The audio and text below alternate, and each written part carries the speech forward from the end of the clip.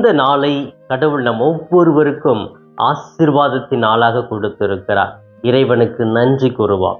இந்த நாளிலே நாம் எடுக்கிற ஒவ்வொரு முயற்சிகளும் கடவுளால் ஆசீர்வதிக்கப்பட போகிறது என்ற நம்பிக்கையோடு இறைவனுடைய கரங்களை பிடித்து நேர்மறை எண்ணங்களோடு வாழ முயற்சி எடுப்போம். அன்புக்குரியவர்களே, இன்று நம்முடைய தாயாம் திரு அவையானது திருத்தூதரான புனித யோவான் திருநாளை திருவிழாவாக கொண்டாடுகிறது. இந்த திருத்தூதர் யார்? இவர் மூலமாக நாம் என்ன கற்றுக்கொள்ள வேண்டும் என்று நாம் புரிந்து கொள்ள வேண்டும். அன்புக்குரியவர்களே, அதோடு சிறப்பாக இன்று சனிக்கிழமை அன்னை மரியாளுக்கு ஒப்பு கொடுக்கப்பட்ட நாள். அன்னை மரியாளுடைய பரிந்துரை, தோழமை, ஜெபம் நம் ஒவ்வொருவருக்குமே தினமும் உண்டு. இந்த தாய் ஒரு உண்மையான தாய்மை உள்ளத்தோடு நம்மை இறைவனிடம், இயேசுவிடம் அழைத்து செல்லுகிறார்கள். மீட்பையும் அருளையும் பெற்றுக் கொடுக்கிறார்கள். எனவே இந்த தாயின் மூலமாக இயேசுவை அடைய முயற்சி எடுப்போம். இந்த சனிக்கிழமை வேளையிலே எங்கெல்லாம் அன்னையினுடைய சிற்றாலயங்களோ பேராலயங்களோ இருக்கிறதோ அங்கெல்லாம் சென்று ஜெபமாலை ஜெபித்து அன்னையினுடைய ஜெபங்களையும் அன்னையினுடைய மீட்பையும் நாம் பெற்றுக்கொண்டு வாழ முயற்சி எடுப்போம். இந்த அன்னை நமக்கு ஒரு துணையாக இருக்கும் தாயாகவே இருக்கிறார்கள் என்பதை புரிந்து கொள்ள வேண்டும்.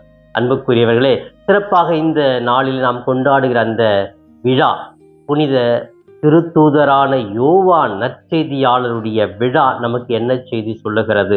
நாம் அனைவரும் இயேசுவால் தேர்ந்தெடுக்கப்பட்டவர்கள். அவரோடு நெருக்கமாக வாழ, அவரை சுவைத்து பார்க்கவே அழைக்கப்பட்டிருக்கிறோம்.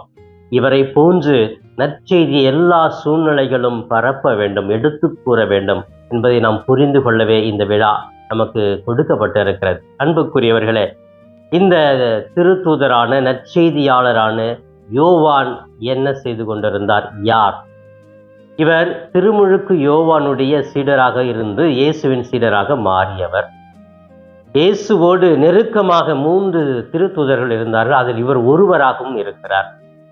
எல்லா சீடர்களும் அவரை சிலுவையில் அறைந்த பொழுது ஓடி போனார்கள். ஆனால் இவர் மட்டும் அந்த சிலுவையில் அறையப்பட்ட இயேசுவினோடு நெருக்கமாக பக்கத்திலே இருந்தவர்.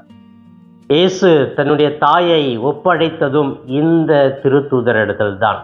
இந்த நற்செய்தியாளர் யோவான்கிட்ட தான் இதோ உன் தாய் என்று அறிவித்தார்.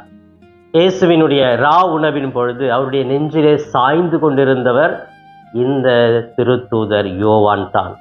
பிரியமான, இப்படி ஒரு சில நல்ல நிகழ்வுகளை பார்க்கிற பொழுது இவர் இயேசு மீது எந்த அளவுக்கு நம்பிக்கை வைத்திருந்தார், இயேசு எந்த அளவுக்கு சுவைத்திருந்தால் இப்படியெல்லாம் செய்திருப்பார் என்று பார்க்க முடிகிறது. பிரியமானவர்களே, இவருடைய